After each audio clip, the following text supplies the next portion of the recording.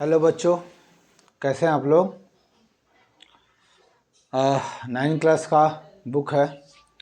हम लोग Bihar board NCERT का जो सिलेबस है हिंदी वर्सन, इसी को हम लोग पढ़ेंगे। तो इसमें सबसे पहला चैप्टर है आपका संख्या पद्धति, यानी कि नंबर सिस्टम, ठीक है ना। तो नंबर सिस्टम को पढ़ेंगे। इसमें आपका 6 चैप्टर है।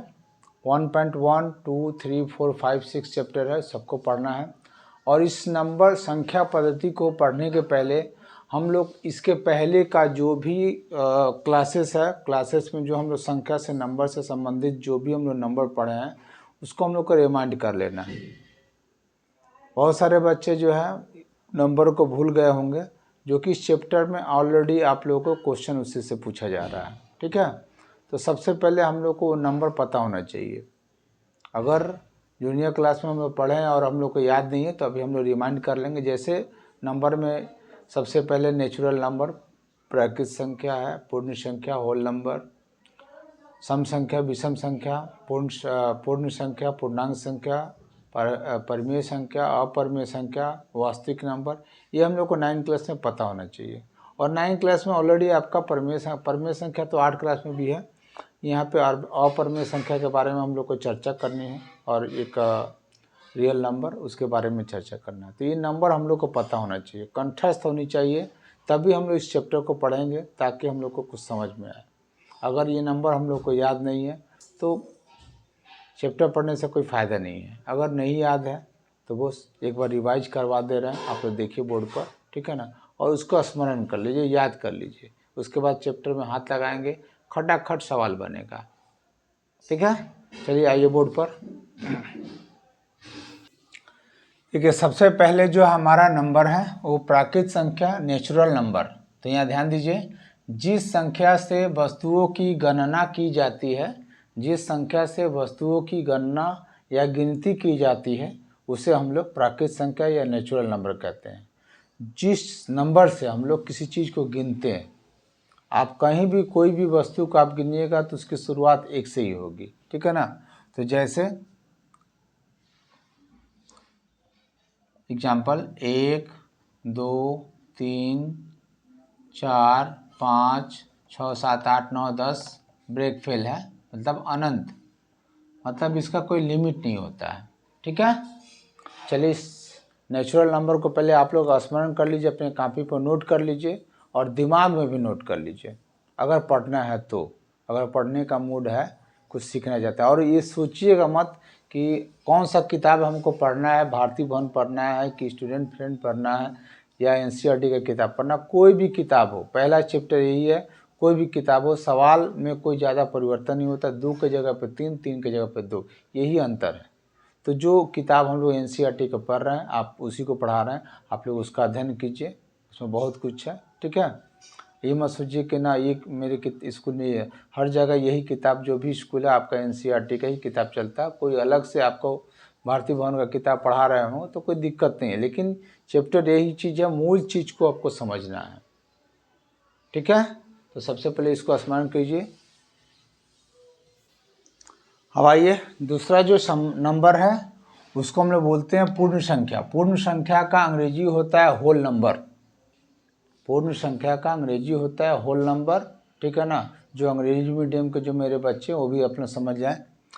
तो प्राकृत संख्याओं के समूह, समूह मतलब जो प्राकृत संख्या का जो समूह है, 1 से स्टार्ट होता है और अनलिमिटेड जाता है, वो समूह है। तो प्राकृत संख्याओं के समूह में शून्य को मिलाने से जो नया समूह बनता है उसे ही हम लोग पूर्ण संख्या कहते हैं। जैसे प्राकृत संख्या जो है आपकी शुरुआत 1 से होती है, तो इसकी शुरुआत जो है सर आप लोगों को 0 से होगी, याद रखिएगा। पूर्ण संख्या की शुरुआत जो है 0, 1, 2, 3, 4, 5, 6, 7, 8, 9, 10, ये भी अनंत है, इसका भी कोई लिमिट नहीं है, इसका लास्ट कुछ नहीं है, ठीक है। तो पूर्ण संख्या की शुरुआत जो है 0 से होती है और 0 को ही शामिल कर देते हैं प्राकृत संख्या में, तो पूर्ण संख्या बन जाती है। चलिए इसे नोट कीजिए आप लोग एकदम दिमाग में। इसको चैप्टर पढ़ने के पहले ये सब नंबर आपके दिमाग में होने चाहिए। अगर आप नहीं पढ़ोगे अगर दिमाग में नहीं रखोगे तो चैप्टर पढ़ने से कोई फ़ायदा नहीं है। चैप्टर तो कोई भी आपको वीडियो बना करके अपलोड कर देगा, आप देख के, लेकिन मूलभूत जो चीज़ है उसको आपको याद करना। इसके लिए मैं ये सब बेसिक चीज़ आप लोग को बता रहा हूँ। चलिए नोट कीजिए। अब ये नेक्स्ट नंबर जो है सम संख्या है। सम संख्या को अंग्रेजी में इवन नंबर बोलते हैं, ठीक है, ध्यान दीजिएगा। सम संख्या वह संख्या जो 2 से विभाज्य हो। विभाज्य हो का मतलब है कि 2 से आप अगर उसको भाग देंगे तो पूरा का पूरा वह कट जाएगा। तो 2 से विभाज्य हो उसे हम लोग सम संख्या कहते हैं। जैसे, ठीक है ना, 2, 4, देखिए 2 के पहाड़ा में आता है 6, 8, 10, 12, 14, 16, 18, 20, 22, 100, ये भी अनंत है। मैंने जोड़ा संख्या होना चाहिए। सम संख्या का मतलब होता है कि जोड़ा संख्या होना चाहिए, तो उसी को हम लोग इवन नंबर बोलते हैं। चलिए नोट कीजिए इसे। नेक्स्ट नंबर है विषम संख्या, ऑड नंबर, ठीक है। तो विषम संख्या का मतलब होता है कि वह संख्या जो 2 से विभाज्य ना हो। मतलब 2 से अगर भाग दे रहे हैं तो 2 से वो भाग नहीं लगेगा, पूरा का पूरा नहीं कटेगा, ठीक है। तो 2 से विभाज्य ना हो उसे हम लोग विषम का संख्या कहते हैं। तो विषम संख्या की शुरुआत जो होती है 1 से होती है। जैसे 1, 3, 5, 7, देखिए ये 3, ये 5, ये 7 2 के पहाड़ा में नहीं आता है। 9, ठीक है ना, 11, 13, इसी तरह से भी अनलिमिटेड है, अनंत है, इसका भी कोई अंत नहीं है, ठीक है। नोट कीजिए इसे।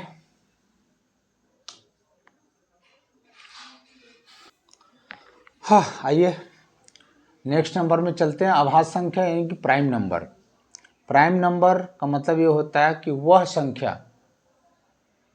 संख्या जो एक और अपने आप को छोड़कर किसी दूसरी संख्या से विभाज्य ना हो। मतलब वह संख्या जो है, एक को छोड़ दीजिए, एक का दूध भात है और वह दूसरे कोई संख्या के पहाड़ा में नहीं आता हो। जब आएगा तो उसी के पहाड़ा में आएगा, जब काटेगा तो वही संख्या काटेगा, उसी को हम लोग अभाज्य संख्या कहते हैं। जैसे आप एक को छोड़ दीजिए तो बचा 2, 2 के बाद देखिए 3, 3 के बाद आपका 5, ये जो 2 है, 3 है, 5 है, जब कटेगा तो 2 ही से कटेगा, ये 3 से कटेगा, 5 ही से कटेगा। 5 के बाद आता है 7, 7 के बाद 11, 13, 17, 19, 23, 29, 31, 37, 41, 43, 47 और भी है आगे चल करके संख्या। इसका भी अनंत नहीं है, लास्ट में जाके एक जगह कहीं ख़त्म होगा, ठीक है। ऐसे खोजा जाए तो अनंत। हम लोग को तत्काल यहीं तक काम है, ज़्यादातर 1-2 नंबर और बढ़ता है, बस वहीं तक काम है हम लोग का। परीक्षा में जो मैट्रिक तक 10 क्लास तक हम लोग जो पढ़ते हैं लगभग यहीं तक आता है, तो उस हम लोग का काम चल जाता है। और आगे भी तैयारी करनी है तो आप लोग आगे इसको बढ़ा सकते हैं अपने तरफ से। अभी तत्काल हम लोग यहाँ तक याद कर लें तो हम लोग का काम चल जाएगा। पढ़ाई का कोई लिमिट नहीं है, आपको जितना आगे बढ़ना है बढ़िए। मतलब ऐसा संख्या जो अपने ही पहाड़ा में आता हो, कोई दूसरा संख्या, देखिए जितना भी संख्या है किसी दूसरे के पहाड़ा में नहीं आता है, जब भी आएगा तो उसी के पहाड़ा में आएगा, उसी को हम लोग अभाज्य संख्या कहते हैं, ठीक है। चलो नोट करो आप लोग। अब आइए पूर्णांक संख्या। पूर्णांक संख्या का अंग्रेजी होता है इंटीजर्स नंबर।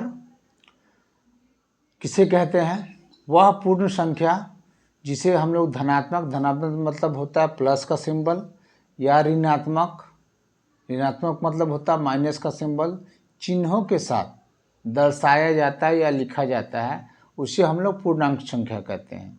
जैसे आपको यहाँ डैश कर देते हैं, -4, -3, -2, -1, 0, 1, 2, 3, 4, 5, 6, 7, 8, 9, 10, ये भी अनंत है।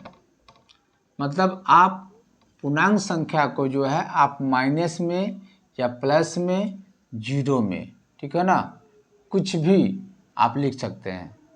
ठीक है, ये आपका है। अब कोई आपसे पूछे कि सर 0 आपका धनात्मक है या ऋणात्मक है, शून्य जो है प्लस में है कि माइनस में है, तो आप सिंपल से बोलिएगा ना प्लस में है और ना माइनस में, ठीक है। चलिए नोट कीजिए इसे। अब आइए परिमेय संख्या पे चर्चा करते हैं, जो इस चैप्टर में हम लोग का क्लास 8 में था। तो परिमेय संख्या ऐसी संख्या जिसे हम लोग P बटा Q के रूप में लिख सकते हैं, माने बटा में लिख सकते हैं। और P और Q कोई पूर्णांक हो, पूर्णांक का मतलब ये होता है कि वो माइनस में भी होना चाहिए प्लस में भी हो, उससे कोई दिक्कत नहीं हो। मतलब P और Q कोई पूर्णांक हो और Q बराबर 0 ना हो, मतलब इसका मतलब होता है जब बराबर वो काटा गया है तो इसका मतलब होता है ना हो, मतलब Q बराबर आपका 0 नहीं होना चाहिए। जैसे बाटा में लिखा ना P बटा Q, तो यहाँ पे आपका 0 नहीं होना चाहिए, तो उसी को हम लोग परिमेय संख्या कहते हैं। जैसे आपका 4, 5, 3, -3 बटा 2, 4 बटा 5, 7 बटा 3, 0 भी आप लिख सकते हैं, कोई दिक्कत नहीं, क्योंकि 0 के नीचे कुछ नहीं तो 1 है, तो कुछ भी लिख सकते हैं। 2, ठीक है ना, ये सब आपका परिमेय संख्या, कुछ भी लिख सकते हैं आप परिमेय संख्या के अंतर्गत, ठीक है। चलिए इसे नोट कीजिए आप लोग, फिर आगे बढ़ते हैं। आइए अगला नंबर है अपरिमेय संख्या, इरेशनल नंबर, ठीक है ना। अपरिमेय संख्या ऐसी संख्या जिसको हम लोग P बटा Q के रूप में नहीं लिख सकते हैं, ऐसी संख्या जिसको हम लोग P बटा Q के रूप में नहीं लिख सकते हैं और कभी भी उसका पूर्ण वर्गमूल नहीं निकलता। उसको वर्गमूल अगर निकालना चाहे तो उसका वर्गमूल नहीं निकलेगा, ठीक है। तो उसी को हम लोग अपरिमेय संख्या कहते हैं। जैसे √2, आप √2 का वर्गमूल निकालिएगा कभी नहीं निकलेगा। √2 है, √3 है, √5 है, √7 है, ठीक है ना, इत्यादि। मतलब ये ऐसी संख्या है ना कि आप इसको रूट से नहीं निकाल सकते हैं, जब भी निकलेगा तो पॉइंट में निकलेगा। वैसे आप फुल फेज में, जैसे मान लीजिए अगर √4 रहता, ठीक है ना, तो √4 को हम लोग क्या लिखते हैं, 2 गुने 2, तो निकल के 2। तो इस तरह से आप इस नंबर को नहीं कर सकते हैं। तो ये जो है आपका √3 अगर नहीं कर सकते हैं तो यही आपका अपरिमेय संख्या है, ठीक है ना। √2, √3, उस तरह से √10 भी है, √8 भी है, √11 भी है, √12 भी है, 13 भी है, 14 भी है, 15 भी है, 16 नहीं होगा, 16 का वर्गमूल निकालिएगा तो 4 हो जाएगा, ठीक है ना। चलिए नोट कीजिए। अभी एक और नंबर है, उसके बाद हम लोग चैप्टर पर आएंगे। और हाँ, अगर मेरा समझाने का तरीका आप लोग को अच्छा लगता हो तो प्लीज़ बच्चों मेरे वीडियो को आप अपने दोस्तों को शेयर करें। और मेरा एक चैनल है राकेश सर टेढ़ा के नाम से जो चैनल है, इस चैनल को आप लोग सब्सक्राइब करें और बेल आइकन दबा दें, ताकि कोई भी नया वीडियो अगर अपलोड हो तो उसका नोटिफिकेशन आप लोग को मिलता रहे, ठीक है। और ग्रुप में और लोगों को भी जोड़े, मेरे एक ग्रुप भी है, उसमें अगर आप लोग का नंबर है तो और लोगों को भी आप लोग जोड़ सकते हैं, ठीक है। चलिए नोट कीजिए इसे। आइए लास्ट नंबर है वास्तविक संख्या, रियल नंबर, ठीक है ना। तो रियल नंबर क्या है, रियल नंबर में जो परिमेय संख्या होती है और अपरिमेय संख्या होती है। तो परिमेय संख्या में तो सारी संख्याएं जो है वो आपका परिमेय संख्या में चला आता है, और अपरिमेय संख्या में जो रूट वाली जो संख्या होती है वो सब चली जाती है। तो परिमेय संख्या और अपरिमेय संख्या को मिलाने से जो समूह बनता है उसी को हम लोग रियल नंबर कहते हैं, ठीक है ना। तो इसमें रियल नंबर में सब नंबर, टोटल जितना भी नंबर आप पढ़े हैं शुरू से, प्राकृतिक, पूर्णांक, सम, विषम, टोटल नंबर जो है इसके अंतर्गत है, ठीक है। आइए अब हम लोग चैप्टर नंबर एक्सरसाइज जो है 1.1 उसका क्वेश्चन देखते हैं। आप लोग किताब निकालिए पहले इसको पढ़ने के पहले, लेकिन इस जितना भी नंबर आप लोग को लिखवाया गया उसको आप लोग पूरा कंठस्थ कर लीजिए, याद कर लीजिए, ठीक है। चलिए किताब निकालिए 1.1 का। आइए 1.1 का जो आप लोग किताब निकाल लिए हैं। अब देखिए 1.1 में एक नंबर क्वेश्चन क्या है, क्या शून्य एक परिमेय संख्या। देखिए सबसे पहले मैं बता दूं, एनसीईआरटी का हिंदी वर्जन हो या इंग्लिश वर्जन हो, क्वेश्चन सेम टू सेम रहता है। मेरा लैंग्वेज हिंदी में बोल रहे हैं, अगर आप इंग्लिश मीडियम का अगर बच्चे हैं तो आप उसको इंग्लिश में समझिए और उसको ट्रांसलेट करके बना सकते हैं, मैथ में कोई दिक्कत नहीं है। ठीक है ना। भाषा मेरे सिर्फ हिंदी में है, कोशिश करते हैं उसमें कुछ अंग्रेजी वर्ड्स डाल सकें। चलिए, क्या शून्य एक परमेय संख्या है? तो मैंने बताया था कि शून्य एक परमेय संख्या है, तो हाँ है, ठीक है। उसका आंसर हो जाएगा आपका हाँ है। तो क्या उसे आप P बटा Q के रूप में लिखा जा सकता है, जहाँ P और Q कोई पूर्णांक हो और Q बिल्कुल लिख सकते हैं, जैसे 0/2 है, 0/3 है, 0/7 लिख दीजिए, ठीक है ना, इत्यादि इटीसी कुछ भी लिख दीजिए, लिख सकते हैं। यहाँ पे पहला है कि क्या शून्य एक परमेय संख्या, तो हाँ है, ठीक है। अब उसको हम लोग P बटा Q के रूप में दर्शा दिया आप लोगों को, यही है बस, 1 नंबर में यही करना है हम लोग को, ठीक है। आगे 2 नंबर क्वेश्चन, पहले इसको नोट करिए। देखिए अगला क्वेश्चन क्या है, 3 और 4 के बीच 6 परमेय संख्या आपको लिखना है। जैसे आपका नंबर है 3 और 4 और उसके बीच में आपको 6 नंबर लिखना है। क्लास 7 में भी इस तरह का क्वेश्चन था और 6 नंबर हम लोग को लिखना था। तो उसके अंदर जो है हम लोग कभी 9 नंबर, 3 और 4 के बीच में कभी 9 नंबर, कभी 10 हमें लिखते थे और कोई भी 6 नंबर लिख देते थे और आंसर बता देते थे, सही हो जाता था।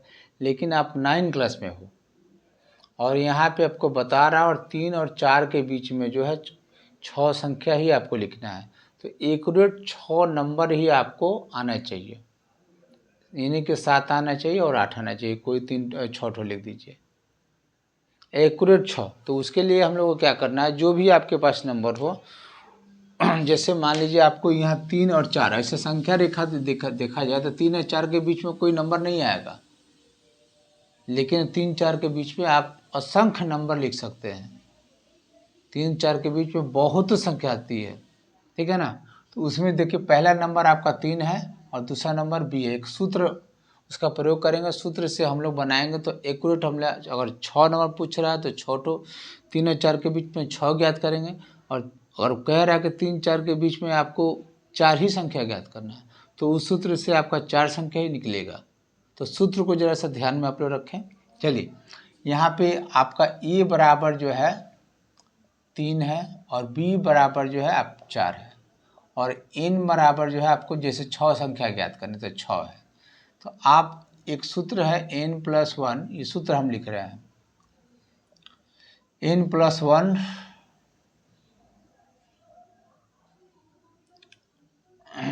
सॉरी b-a/n+1, इसको आप पहले ज्ञात कर लीजिए।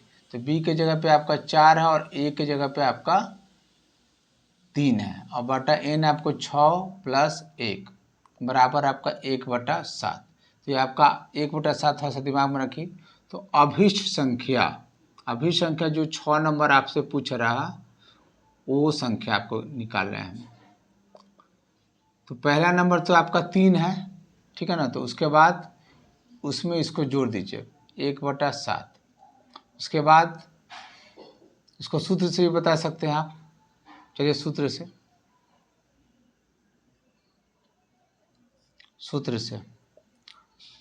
a +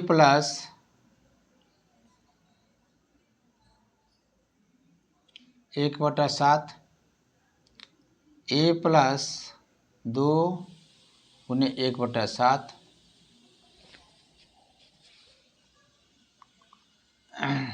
a + 3 1/7 a + 4 1/7। आपको यहाँ पे हमको b-a/n+1 ही लिखना था, तो उसका मान हम लोग निकाल चुके हैं, इसलिए हम डायरेक्ट 1/7 लिख रहे हैं। जैसे 1 2 3 4, एक 2 नंबर और होगा a + 5 1/7, फिर लास्ट a + 6 1/7। अब a का जो मान उसको रख दीजिए आप, 3 + 1/7, 3 + 2 × 2/7, 3 + 3/7, 3 + 4/7, 3 + 5/7, क्योंकि 5 में 1 का गुना करेंगे तो वही आएगा, 3 + 6/7।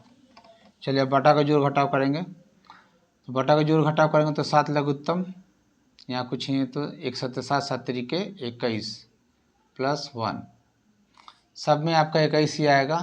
लघुत्तम 7 है, 21 plus 2, 21 plus 3, 21 plus 4, 21 plus 5, 21 plus 6, तो 22/7, 23/7, 24/7, 25/7,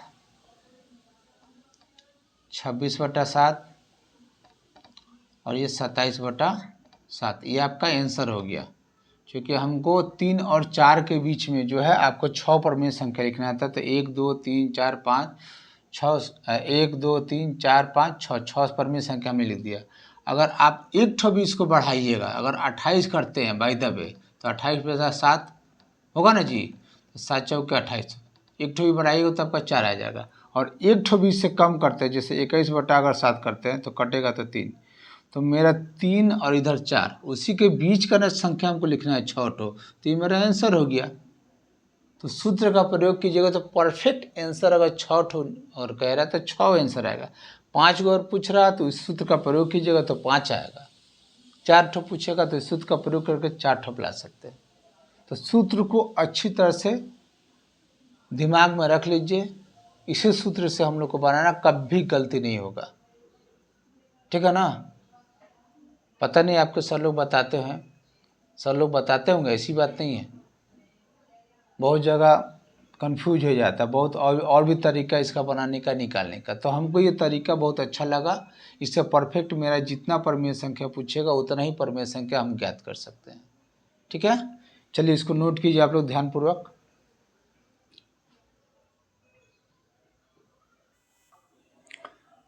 देखिए अगला क्वेश्चन जो 3 नंबर है, 3/5 और 4/5 के बीच जो है 5 परमेय संख्या आपको लिखनी है, ठीक है ना। तो इस बटा में है, आप इस सवाल को भी हम इसके पहले वाला जो सूत्र है b-a/n+1 के माध्यम से भी बना सकते हैं। लेकिन सबसे बड़ी बात है कि यहाँ पे देखिए आपका जो हर है यहाँ पे 5 है, यहाँ भी 5 है और यहाँ 3 और 4 है, जो कोई दिक्कत है, मैंने हर आपका बराबर है। तो यहाँ पे आपको लिख रहा है कि 5 संख्या आपको इन दोनों के बीच में ज्ञात करनी है। तो 5 यानी कि n+1, यानी कि आप 5 + 1 यानी कि 6, सॉरी 5 + 1 = 6, 6 से जो है आप ऊपर नीचे गुना कर दीजिए। जैसे यहाँ पे 3/5 है तो इसमें आप 6/6 से गुना कर दीजिए, कितना हो जाएगा, 6 × 18 और 6×5 = 30। उसी तरह से आप इसमें गुना कर दीजिए, क्या है 4/5 में आप 6/6 से गुना कर दीजिए, तो 6 चौके 24/30। तो ये जो संख्या जो है 18/30 जो है वो 3/5 है, और ये 24/30 लिखे ये आपका 4/5 है। तो अभिष्ट संख्या मैंने 5 ही संख्या ज्ञात करना है। अभिष्ट संख्या मतलब मेरा आंसर, अभिष्ट संख्या। तो इसके बाद की जो संख्या है वो मेरी संख्या हो जाएगी आंसर। जैसे 18 है तो 19/30, 20/30, 21/30, 22/30, 23/30 और 24/30 तो लिखेंगे ही नहीं। 24/30 लिखेंगे तो 4/5 हो जाएगा। तो देखिए 1 2 3 4 5, 5 ही परमेय संख्या हमको ज्ञात करना था, तो ये मेरा आंसर हो जाएगा, ठीक है। चलिए अगर बाटा में इस तरह का अगर हर आपका बराबर हो तो इस तरह से हम लोग काम, इस तरह से भी हम लोग आंसर ज्ञात कर सकते हैं, ठीक है। अगर मेरा सवाल बनाने का, मैं बार बार बता रहा हूँ, अगर मेरा सवाल बनाने का तरीका आप लोग को, समझाने का तरीका आप लोग को अच्छा लगता हो तो प्लीज़ मेरे वीडियो को अपने दोस्तों को भी शेयर करें। बहुत सारे दोस्त, बहुत सारे बच्चे हैं जो कि इस ग्रुप में शामिल नहीं हैं, अपने दोस्तों को भी शेयर करें, बताएं। और मेरा चैनल जो राकेश सर टेढ़ा के नाम से जो चैनल चलता है, आपको, आप सभी के लिए है, ताकि आप लोग सवाल को अच्छी तरह से समझ सकें और बना सकें। तो प्लीज़ मेरे चैनल को सब्सक्राइब करें और बेल आइकन को दबा दें, और ताकि उसका नोटिफिकेशन, जो भी वीडियो अपलोड हो उसका नोटिफिकेशन आप लोगों को मिलता रहे। चलिए आगे क्वेश्चन देखते हैं।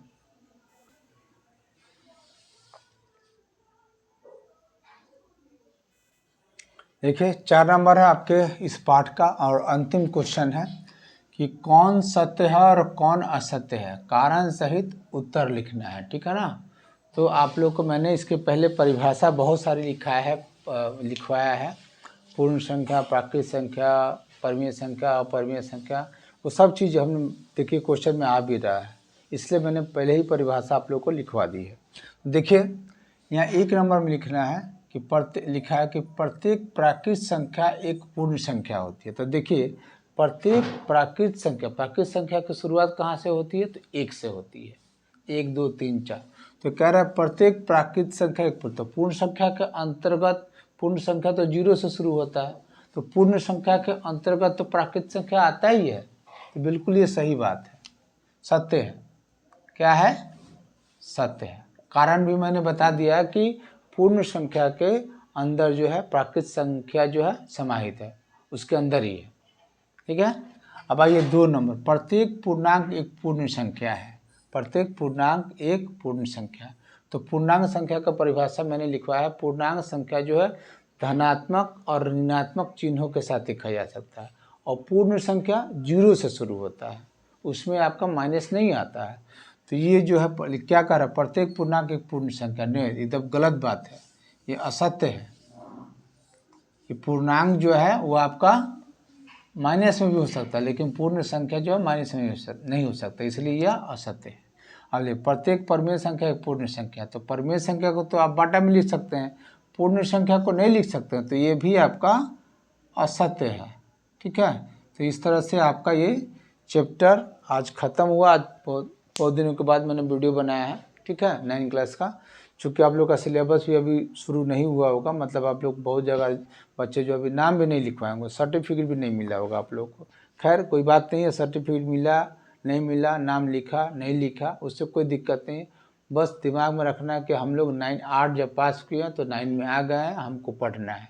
तो कहीं ना कहीं आप लोग पढ़ रहे होंगे। घर में पार्ट टाइम वेस्ट करने से कोई फ़ायदा नहीं है। अभी भी किताब किन लीजिए, कहीं भी पढ़ रहे हैं अपने से भी सेल्फ स्टडी कर सकते हैं। ठीक है। और कहीं पढ़ रहे हैं तो इस पर भी ध्यान दीजिए आप लोग। अच्छे बच्चे होते हैं वो कभी पढ़ाई छोड़ते नहीं है, पढ़ते रहते हैं हमेशा। ठीक है।